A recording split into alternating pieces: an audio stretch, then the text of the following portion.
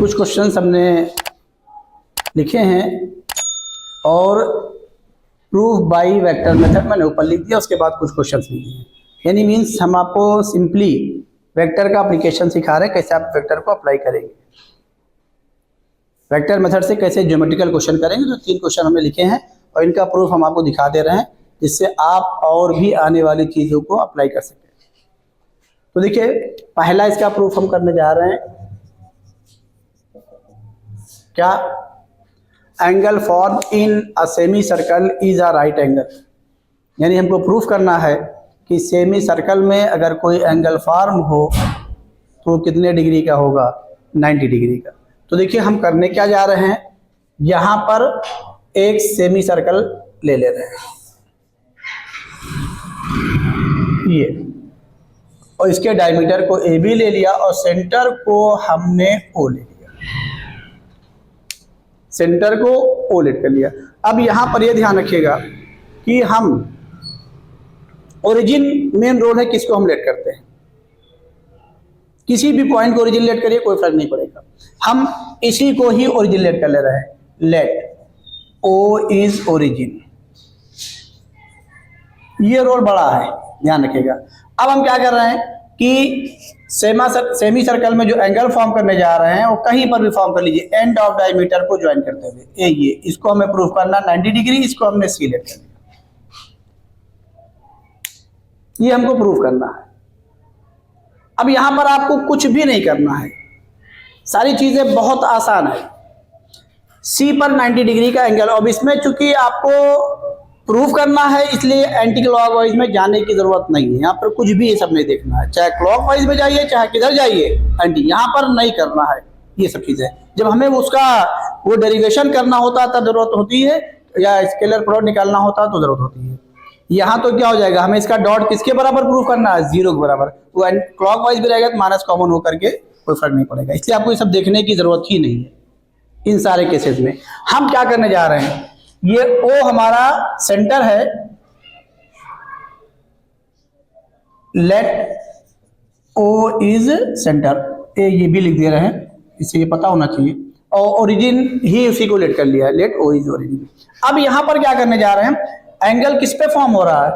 सी पर। यानी कौन कौन से वेक्टर फॉर्म करने जा रहे हैं, तो अब डायरेक्शन आउटसाइड दिखा दे रहे हैं, अगर वो है कंडीशन में तो दिखा दिए, ठीक। और इसको भी एंटी क्लॉकवाइज दिखा दे रहे हैं, चलिए। लेकिन अगर आप ये चीजें नहीं लेंगे तो कोई फर्क नहीं पड़ेगा। अब यहां पर हम क्या, हमको किसकी जरूरत है? सी ए और, तो अब चूंकि ये सी ए और सी बी है क्या, पॉइंट्स ही जो हैं, तो इनके पोजीशन वेक्टर लेट कर लिए, बस क्वेश्चन खत्म हो जाएगा। लेट ए, ये O A is equal to A और O B is equal to क्या? बी। माइनस मत लेट करिएगा, अगर लेट करना चाहें कर लीजिए, कोई फर्क नहीं पड़ेगा। अभी मैग्नीट्यूड सबका सेम कर देंगे, क्या दिक्कत है। तो यहां से सी का भी पोजीशन वेक्टर लेट कर ले रहे हैं, कितना बोलो?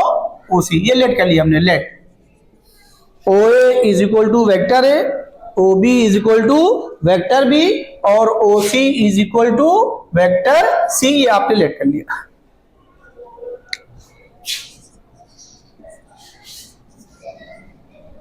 ओ B is equal to vector B और O C is equal to vector C, ये आपने लेट कर दिया। अब आपको परपेंडिकुलर किसको दिखाना है? सी ए और सी बी को। तो पहले सी ए वेक्टर सी बी निकाल लीजिए। यहां से क्या, vector C B is equal to direct लिख दे ओ बी माइनस ओ सी। तो ओ बी माइनस ओ सी का मतलब कितना?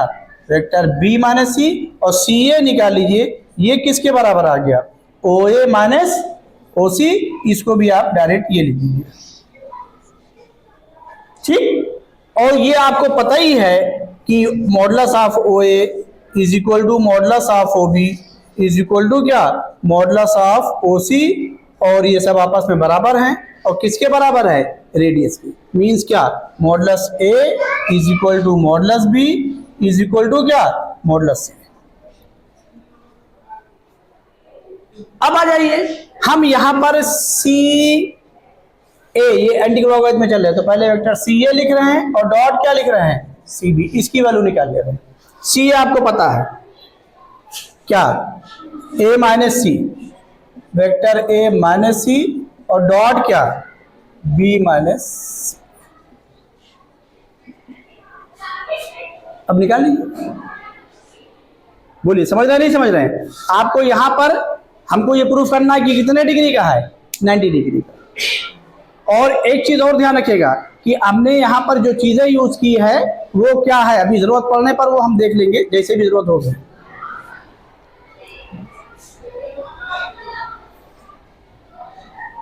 ऐसे कैलकुलेशन को आसान करने के लिए और आसान करना हो तो हम यहाँ पर क्या ले सकते हैं, वेक्टर भी, लेकिन ये तो हमने ले लिया है, ये मैग्नीट्यूड में क्या है, सेम है, लेकिन डायरेक्शन में क्या है, अपोजिट है। तो बेहतर होगा इसको माइनस बी लिख लीजिए, तभी आपकी कैलकुलेशन, तब तो सही चीज आएगी, क्योंकि अगर ये जब नहीं करके जाएंगे तो दिक्कत होगी।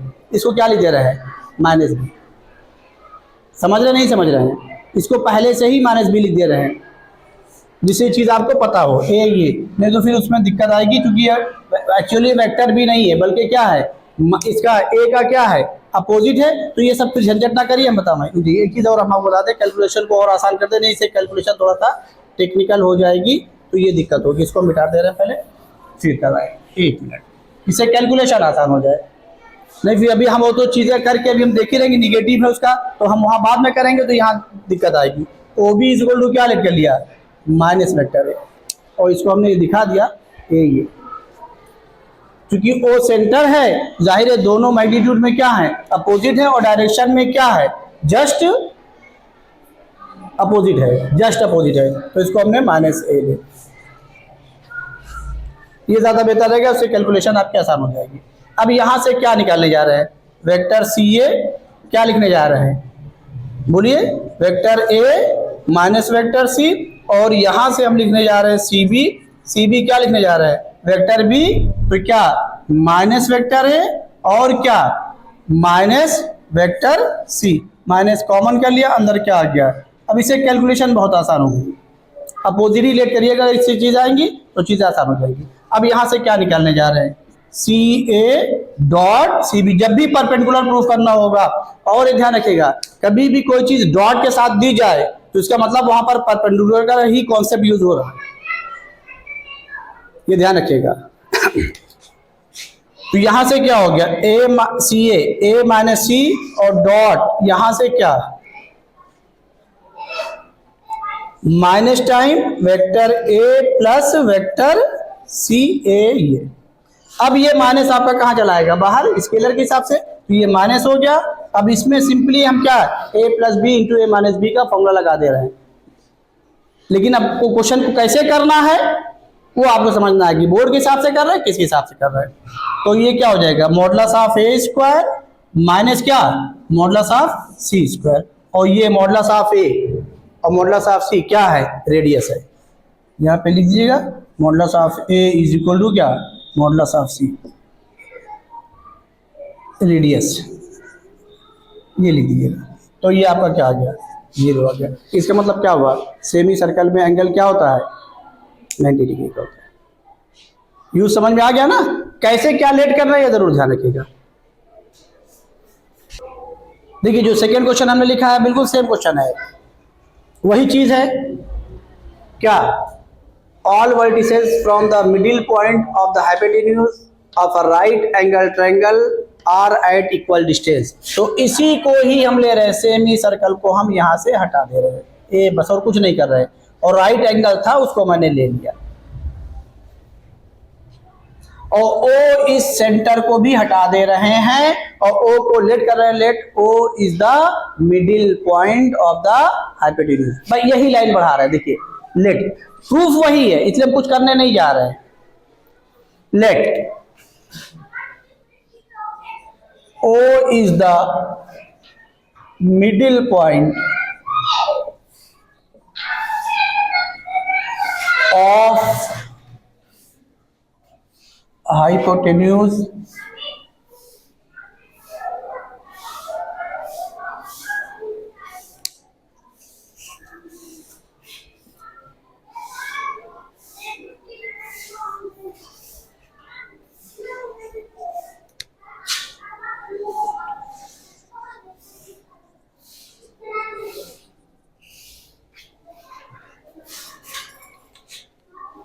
ये लेट कर लिया, बस ओ को ओरिजिन लेट कर लिया। अब यहां पर देखिए, जब इसको लेट कर लिया तो ओ मिडिल पॉइंट है, तो modulus of O A is equal to modulus of O B, ये हमको गिवन है, यहां पे लिख दीजिए गिवन ये, और इसको बोल दीजिए फर्स्ट, ये हमको गिवन है क्योंकि क्वेश्चन खुद ही कह रहा है, ये लिख दीजिए। अब बाकी सारी चीजें वही, जब ये ओ ए ओ बी इक्वल है तो ओ ए लेट किया तो जाहिर इक्वल है, जस्ट अपोजिट डायरेक्शन में है तो मैग्नीट्यूड सेम ले लिया और डायरेक्शन क्या कर दी, अपोजिट कर दी, ये लेट कर लिया। और यहां पर सी को भी हमने ओसी ही लेट कर लिया, कोई और वो नहीं है, या और बाकी सारी चीजें वही है। यहां पर हमको दिया क्या है, ए ये सी ए डॉट सी बी दिया है, क्या दिया है कि ये एंगल कितने डिग्री का है, 90 डिग्री का, तो इसको हमने 0 लिख दिया, बस इतना ही हुआ। सी ए डॉट सी बी, चूंकि क्या लिखा है, in of a right angle triangle, तो ट्रायंगल राइट तो दिया है तो जाहिर है, और ये हमने 90 ले ही लिया है, तो क्या हुआ, सी ए डॉट सी बी किसके बराबर हो गया, समझ में आ गया। तो ये 0 इज इक्वल टू, माइनस से डिवाइड करेंगे कोई फर्क नहीं पड़ेगा, modulus of A square minus modulus of C square, यहां से क्या आ गया, therefore modulus of A is equal to क्या आ गया, मॉडुलस ऑफ सी, और modulus of A means O A, क्योंकि वर्टेक्स के फॉर्म में ले आइए, वर्टिसेस कहा तो वर्टेक्स ले आइए, ये ओ ए हो गया और ये क्या हो गया, ओ सी। ये इसको इक्वेशन नंबर सेकंड कर भाई, फर्स्ट एंड सेकंड समझ में आ गया कि नहीं आ गया, प्रूफ वही था इसीलिए हमने उसी चीज से ही उसको कर दिया, ये उल्टा प्रूफ है जस्ट। एक तरीके से देखा जाए कि तीनों वर्टिसेस यहाँ पे क्या दिया है, इक्वल दिया है, भाई सेमी सर्कल बना था तो रेडियस के फॉर्म में इक्वल हो गया, और यहाँ पर जस्ट उल्टा हो गया, सर्कल को सेमी सर्कल को हटा दिया, तो अब जाहिर है हमें प्रूफ करना पड़ गया, वहां राइट एंगल दिया, प्रूफ करना था, यहाँ राइट एंगल दिया है, तो चीज एक ही है, ध्यान रखिएगा, by first and second O A modulus is equal to modulus O B is equal to modulus O C, proof हो गया, तीनों इक्वल डिस्टेंस पे आ गए। समझ में आया कि नहीं आया, इसको भी नोट कर लीजिए। तो आप अपनी कॉपी में ना मिटाइएगा, इसे काट दीजिए, उसके बाद कर दीजिए, ना वो रह जाएगा ना ये रह जाएगा। देखिए अगला question, diagonals of rhombus cut each other at right angle. तो देखिए रॉम्बस लेने जा रहे हैं, ये हमने ले लिया रॉम्बस, और ये प्रूफ करना है कि इसके डायगोनल्स एक दूसरे को कितने डिग्री पे कट करते हैं, 90 डिग्री पर। अब यहां पर ओरिजिन इसके एक वर्टेक्स को ही ले लीजिए, ये लिख लीजिए, let O A B C, anti clockwise में नाम देते हुए चले आइए, ये बी ये सी, इज अ रॉम्बस, ये लिख करके वेयर ओ के बारे में बता दीजिए, ओ इज ओरिजिन, बस क्वेश्चन हो गया पूरा खत्म। अलग इसमें न लेट करिए, नहीं कैलकुलेशन लेंदी हो जाएगी। ऐसे क्वेश्चन में एक ही जिस पे 90 डिग्री कहीं भी ट्रायंगल की कोई चीज प्रूव करनी हो, एक वर्टेक्स को ओरिजिन लेट कर लीजिए, चीज बहुत आसान हो जाएगी। वेयर ओ इज ओरिजिन, अब इसके पोजीशन वेक्टर को ए लेट कर लीजिए और इसके पोजीशन वेक्टर को सी के हिसाब से सी लेट कर लीजिए, बस खत्म। O A is equal to vector A और O C is equal to क्या, वेक्टर सी, और ये इसके पैरेलल है तो ये भी क्या हो जाएगा, बोलिए सी, और ये इसके पैरेलल है इक्वल है तो क्या हो जाएगा, सेम डायरेक्शन में है तो क्या हो जाएगा, ठीक।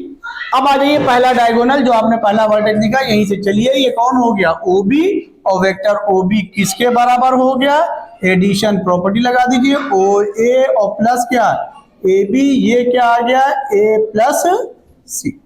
और अगला डायगोनल लेने के लिए एंटी क्लॉकवाइज में आइए और सी ए निकालिए, जो मैंने पीछे आपको बता रखा है, उसमें कोई चेंज ना करिएगा, ये तो सी ए इज इक्वल टू क्या हो जाएगा, सी ओ प्लस ओ ए हो गया ये, और सी ओ सी आपने क्या लेट किया सी, तो ये क्या हो गया माइनस सी, इसको मैंने बाद में लिख दिया। अब डायगोनल 90 पे कट कर रहे हैं, तो अब चूंकि डायगोनल बढ़ा हुआ है तो एंगल तो 90 लाना है, तो 90 चाहिए प्रूफ करिए, चाहिए कोई मसला नहीं, 90 प्रूफ हो जाएंगे। समझ में आई नहीं है? अब यहाँ पे डायरेक्शन देखने की जरूरत नहीं है, डायरेक्ट ए ये ओ क्या लिया पहला ओ बी और डॉट क्या ले लें बोलो सी ए। समझ में आ रहा है नहीं आ रहा है? अब इसमें क्या है, ये नहीं कि हम सोच रहे हैं कि हम इसको 90 प्रूफ कर रहे हैं, है ना भाई, या इसको प्रूफ कर रहे हैं, तो दो जैसे ये दो एंगल फॉर्म होता है 90 डिग्री का, तो लाइन को एक्सटेंड कर दिया गया बस और कुछ नहीं, तो इसमें ऑटोमेटिक सारे एंगल 90 हो गए। अभी दिखाने की जरूरत नहीं कि हम एक कर रहे हैं कि दो कर रहे हैं 3 कर रहे हैं। समझ में बात आई नहीं? क्योंकि हम लोगों ने 2 वेक्टर एक लाइन सेगमेंट इसको वही एक्सटेंड किया हुआ डायगोनल बस। तो यहां से क्या हो गया, OB डॉट CA लिख दीजिए। OB कहां निकाला आपने, ये वेक्टर A प्लस C और डॉट ये क्या निकाला है A माइनस C। आप इंटू कर लीजिएगा, हम डायरेक्ट कर दे रहे हैं, क्या बोलिए जो रिजल्ट बताया A plus B into A minus B, क्या modulus of A square minus modulus of C square. और ये modulus of A modulus of C कोई और नहीं है, क्या है, रॉम्बस की साइड है जो क्या होती हैं, इक्वल होती है। ये यहाँ पे पहले लिख दीजिए, since modulus of OA is equal to क्या, मॉडुलस ऑफ OC, बस एक लिख दीजिए, बाकी तो बराबर होगी। तो ये क्या हो गया 0, इनका डॉट प्रोडक्ट क्या हो गया 0, यानी क्या हो गया, कितने डिग्री कट कर रहे हैं 90। ये प्रूफ हो गया। समझ में आ गया नहीं आ गया, नोट कर लीजिए इसको भी।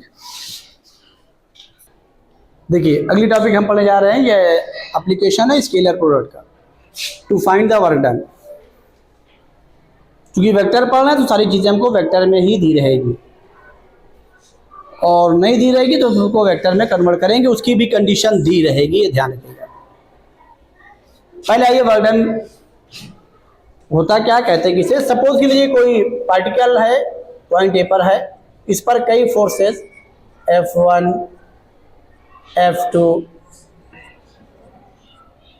F3 इस तरीके से वर्क कर रहे हैं, इस पर एक्ट कर रहे हैं, और इसको फिर पॉइंट ए से पॉइंट बी तक इसको डिस्प्लेस कर दे रहे हैं।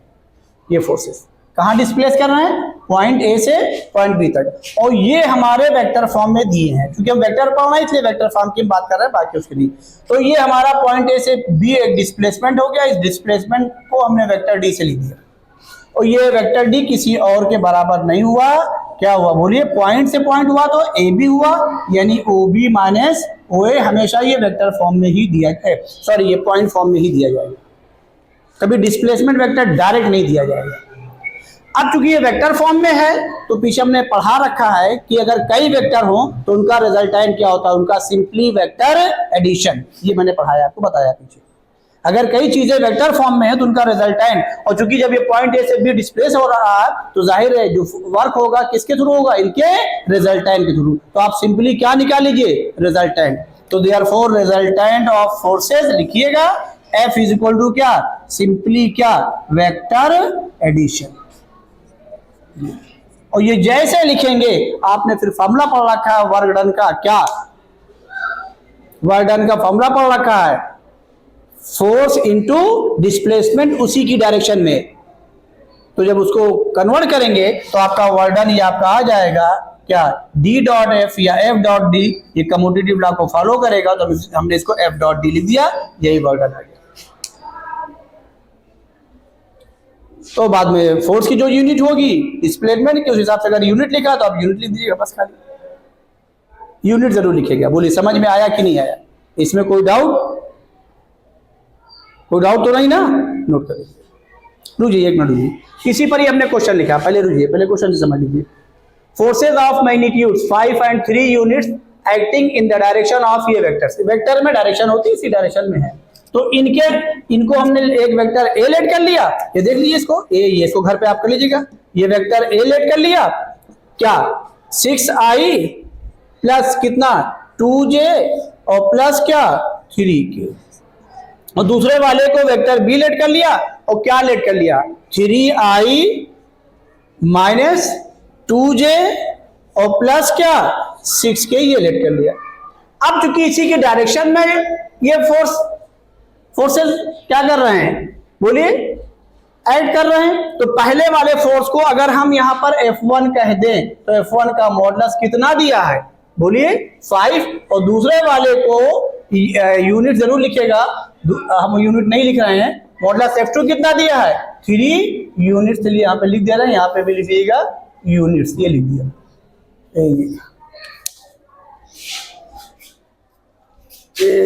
चलिए लीजिए, अगर हम नहीं भी लिखेंगे तो आप लिख लीजिएगा 5 यूनिट्स, ये दिया गया है। अब चूंकि इसको वेक्टर में चेंज करना है, मैग्नीट्यूड मालूम है तो रिजल्ट तो आपको पता है ना, क्या ये A cap is equal to vector A upon क्या मॉडुलस ऑफ A, ये रिजल्ट पता ही है। तो क्या करिए, किसी भी वेक्टर को किसी भी क्वांटिटी को वेक्टर बनाना है तो उसके मैग्नीट्यूड से यूनिट वेक्टर की डायरेक्शन में क्या कर दीजिए, इंटू कर दीजिए, यही वेक्टर A इक्वल टू। तो यहां से ये फोर्स F किसके बराबर हो जाएगा, फोर्स F1 किसके बराबर होगा, किसकी डायरेक्शन में है A के, तो क्या हो जाएगा A cap into magnitude of F1। A cap यहां से निकाल लेंगे, बोलिए समझ में आ रहा है नहीं आ रहा, भाई पहला वाला इसी के डायरेक्शन में, कोई डाउट तो नहीं इसमें ना, इसी रिजल्ट को हम यूज कर रहे हैं। किसी भी डायरेक्शन में unit vector is equal to Y vector upon उसी का मैग्नीट्यूड, तो वेक्टर इज इक्वल टू क्या modulus A into A cap, कोई डाउट। अब बताइए ऐसे फोर्स F2 क्या हो जाएगा, बोलिए फोर्स F2 क्या हो जाएगा, B cap into magnitude of F2, समझ में आ गया ना। अब बताइए वेक्टर फॉर्म में आ गया, रिजल्टेंट ऑफ फोर्सेस निकाल लीजिए, F इज इक्वल टू क्या, दो ही है तो ये F1 प्लस F2 निकाल लेंगे।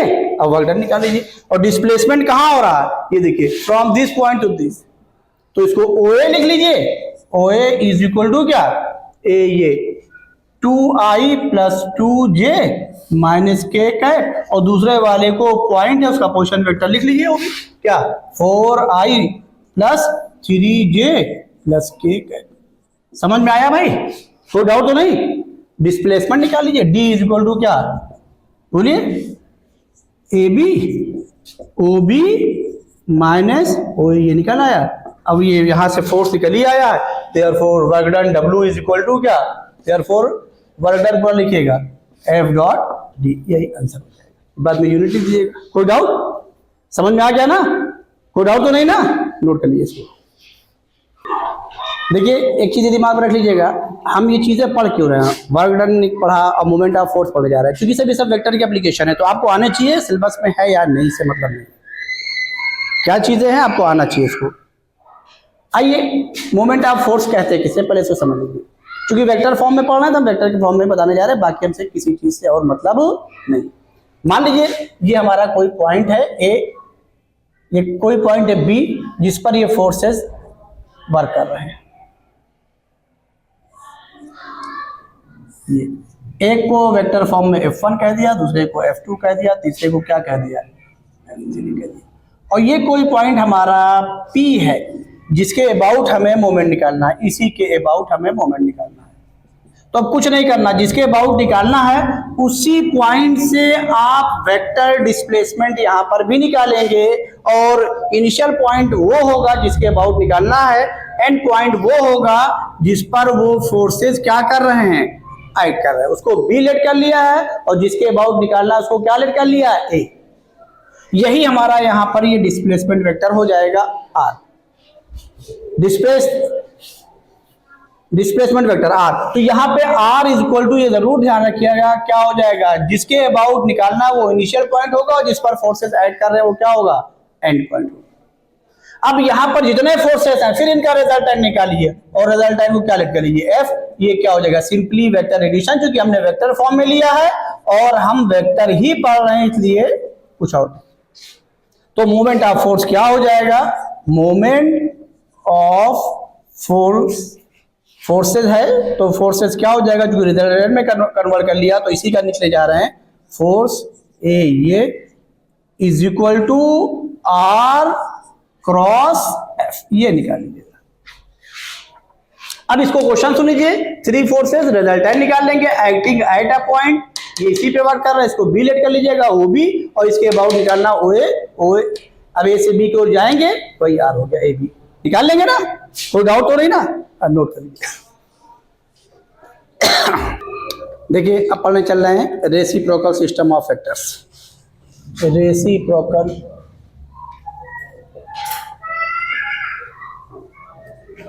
System of vectors. Let A, B, C are any three non coplanar vectors. ये कंडीशन है रेसिप्रोकल को पढ़ने के लिए। Let A B C are any three non coplanar vectors. We define vectors A, ये अब यहाँ पे डिफाइन करने जा रहे हैं, और जिसको डिफाइन करने जा रहे हैं वही रेसिप्रोकल है। किसके करस्पॉन्डिंग? उन्हीं तीनों के करस्पॉन्डिंग। देखिए we define vectors A dash A ये is equal to B cross C upon square bracket में A B C. B dash is equal to C cross A, उसी साइक्लिक ऑर्डर में बढ़ते चले आइएगा। बी क्रॉस ए फिर क्या? C cross A upon square bracket में क्या? A B C. C cross sorry C dash is equal to A cross B upon square bracket में क्या? A B C.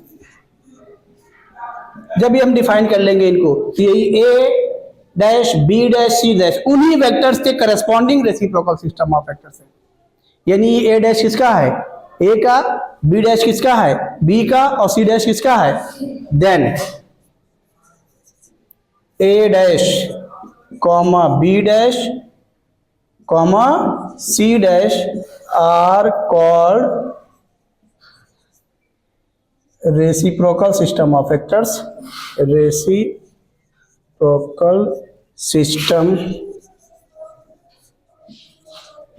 Of vectors, reciprocal system of vector corresponding to vector A, vector B, vector C. समझ में आ गया नहीं आ गया? Note कर लीजिए। रुक जाइए एक मिनट और देखिए। अब अगर इस पे क्वेश्चन करना होगा, कुछ हम लिख दे रहे तो घर पे कर लीजिएगा, रिजल्ट के फॉर्म में लिख दे रहे, घर पे कर लीजिएगा। ये पहला ए डॉट डॉट है, ये A dash is equal to B dot, B dash is equal to C dot, C dash is equal to क्या होगा बता दीजिए बोला। ए डॉट ए डैश किसके बराबर हो? जल्दी बताइए, तेज बोलिए, तेज बोलिए। क्या डर डर के बोल रहे तो पढ़ लिए हैं, बोलिए। 1 सही है। और बी ऐसे बी, बी डैश भी हो जाएगा और सी, सी डैश भी हो जाएगा डॉट के साथ में। अब बताइए ये किसके बराबर होगा?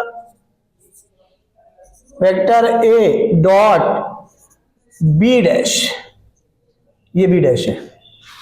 तेज बोलिए, किसके बराबर?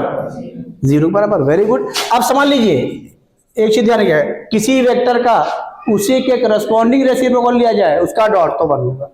किसी वेक्टर का अदर के रेसिप्रोकल का डॉट लिया जाए तो वैल्यू क्या होगी? 0 होगी। समझ में आया कि नहीं है? बोलिए। इसको घर पे करिएगा। ये एवेल्युएट करके लिख दे रहे हैं, इसको घर पे करिएगा। इंटरेस्टिंग है, इससे जरूर करिएगा।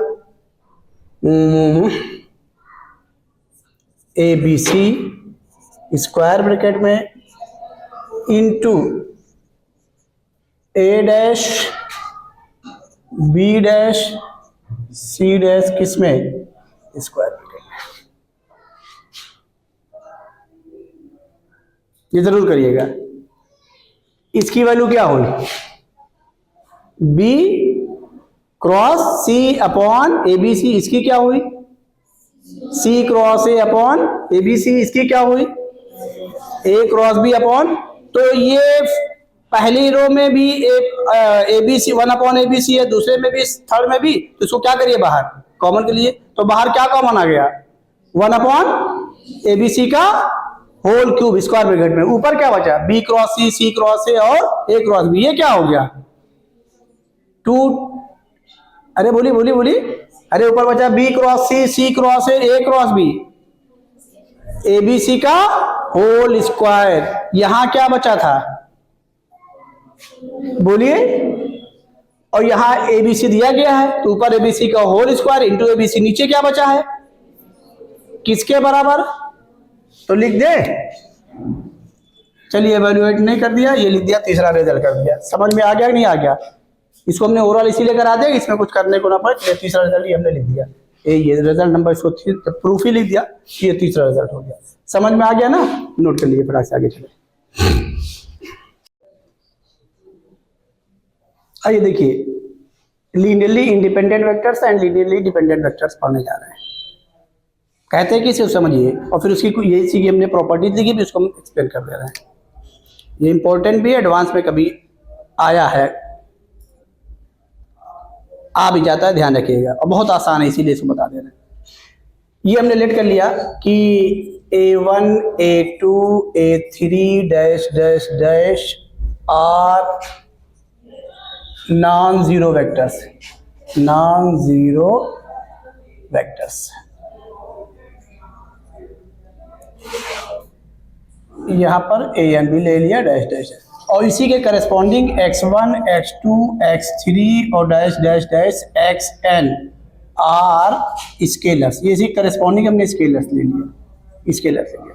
अगर इनका अब हम लीनियर कॉम्बिनेशन ले, लीनियर कॉम्बिनेशन पीछे पढ़ाया है, स्केलर का वेक्टर्स के साथ इनटू का एडिशन, तो ले लीजिए x1 A1 plus x2 A2 और plus dash dash dash xn an, ये ले लिया। अगर ये नल वेक्टर के बराबर हो जाए, किसके बराबर हो जाए, नल वेक्टर के बराबर। अब ध्यान दीजिएगा, और पहली कंडीशन, पहला, if all scalars x1 is equal to x2 is equal to x3 is equal to dash dash dash is equal to xn is equal to क्या हो, जीरो हो। अगर ये सारे स्केलर जीरो हो तो उस केस में A1 A2 A3 को हम क्या बोलते हैं, लीनियरली इंडिपेंडेंट वेक्टर्स। उस केस में हम क्या बोलते हैं, linearly independent vectors. Then A1 A2 A3 dash dash dash an are called linearly independent vectors। Second point देख लीजिए, if all scalars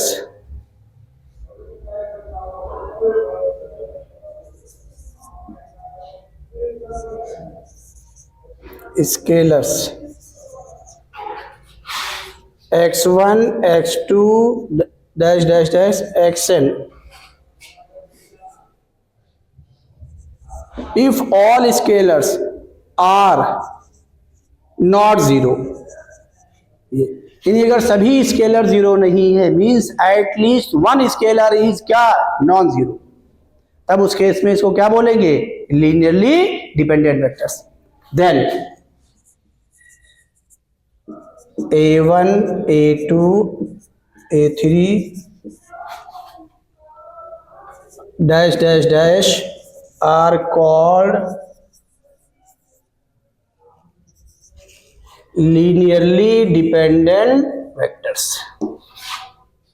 अब आइए देखिए, समझ में आ गया ना, ये कोई बहुत मुश्किल चीज नहीं है, खाली स्केलर के साथ रिलेशन लिया गया और कुछ नहीं। अब आइए यहाँ पर कुछ प्रॉपर्टीज हमने लिखी है, ये any three non coordinate vectors are linearly independent. उल्टा भी सही है कि क्या एनी थ्री, बोलिए, any three linearly independent vectors are non coordinate. अगर कभी भी हमको प्रूफ करना है कि प्रूफ कर दीजिए कि वेक्टर्स क्या हैं, लीनियरली इंडिपेंडेंट हैं, तो उनको क्या प्रूफ कर दिए, नॉन कोऑर्डिनेट, यानी स्केलर ट्रिपल प्रोडक्ट किसके बराबर, जीरो बराबर। आइए, any three coordinate vectors are linearly dependent. अब इसमें करते क्या है कि तीन वेक्टर आई जे के फॉर्म में लिख दिया जाएगा, उसमें कोई कांस्टेंट डाल दिया जाएगा, कहा जाएगा अगर ये वेक्टर क्या है लीनियरली डिपेंडेंट है तो उसकी कांस्टेंट की वैल्यू निकालिए। अगर लीनियरली डिपेंडेंट है तो क्या होगा, कोप्लेनर होगा। और कोप्लेनर मींस क्या, square bracket ABC is equal to क्या, 0। तो पढ़ी हुई चीज है इसलिए तुम पढ़ने में कोई दिक्कत नहीं। और देख लीजिए, any two non collinear vectors are linearly independent. जो नॉन कोप्लेनर लीनियरली इंडिपेंडेंट है, नॉन कोलिनियर भी क्या है, लीनियरली इंडिपेंडेंट है। और वही any two collinear vectors are क्या, लीनियरली डिपेंडेंट। बात समझ में आई कि नहीं आई? और देखिए क्यों, अब इसकी कंडीशन को समझिए। अब यहाँ पे एक चीज बड़ा बढ़िया रिजल्ट मिलने जा रहा है, पहले इसको नोट कर लीजिए, तो फिर पहले नोट करिए तो इसको समझा दे, बड़ा उम्दा रिजल्ट मिलने जा रहा है। देखिए सुन लीजिएगा एक चीज, if all scalars are not zero, इसकी मीनिंग भी हमने लिख दी, that is at least one is not zero, कि कम से कम एक नॉन जीरो है। देखिए अब उसी को इसी रिजल्ट से हम वेरीफाई करने जा रहे हैं, जिससे आपके दिमाग में बात आ जाए। हमने लिखा any two non collinear vectors are linearly independent. हम यहां पे लेट कर ले रहे हैं, देखिए ये हम नोट करके लिख दे रहे हैं,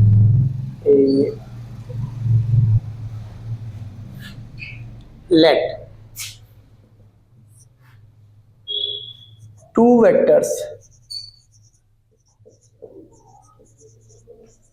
vector A and vector B are non collinear,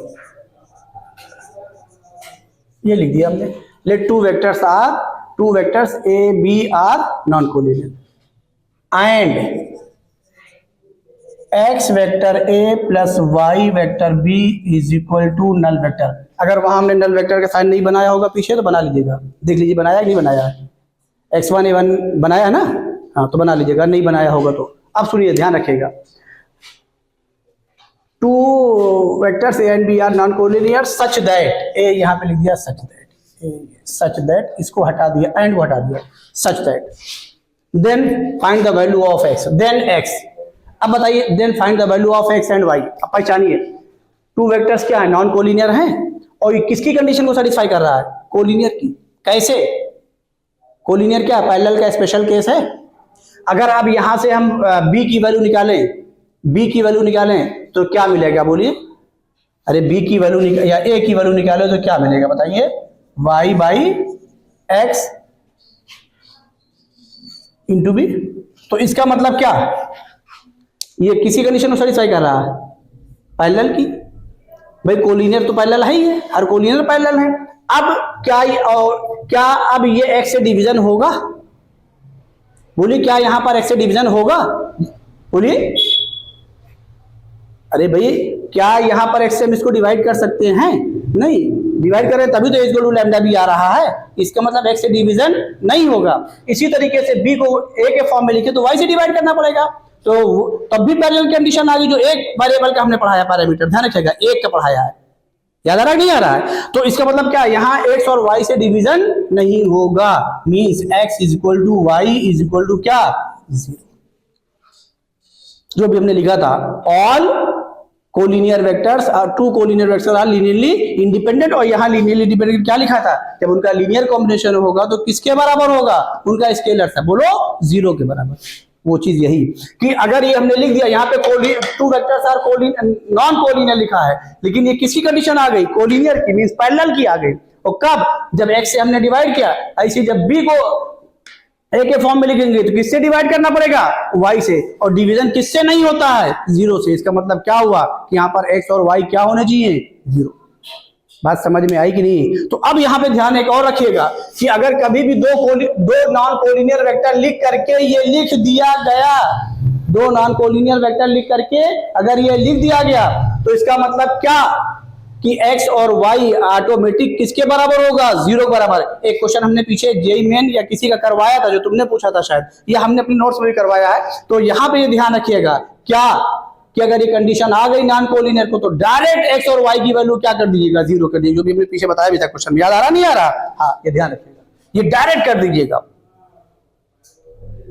हमने एक ही के लिए पढ़ाया ना, एक ही पैरामीटर के लिए इज लैम्डा बी, तो ये 2 के लिए यहां से मिल गया।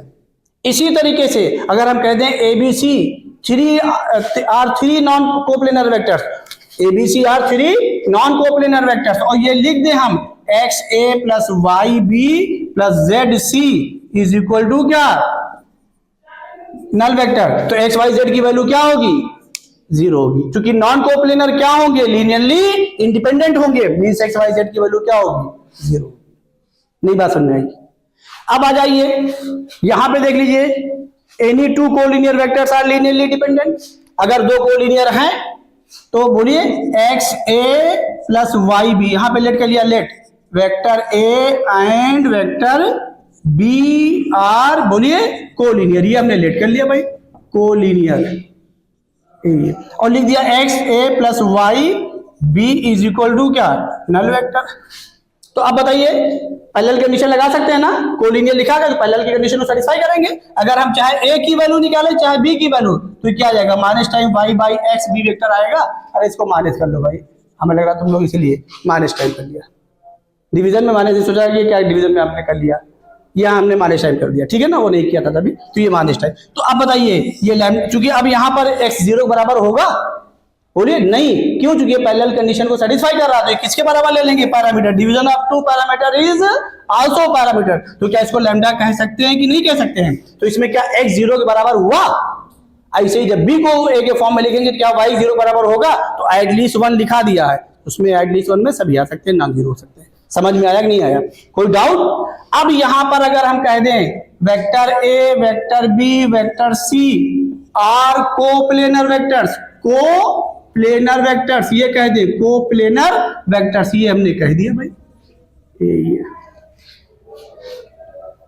तो जैसे ये कोलिनियर है इसकी कंडीशन को सेटिस्फाई कर रहा है, वैसे क्या होगा कोप्लेनर में भी क्या होगा, X A plus Y B plus Z C is equal to क्या होगा, नल वेक्टर होगा ना।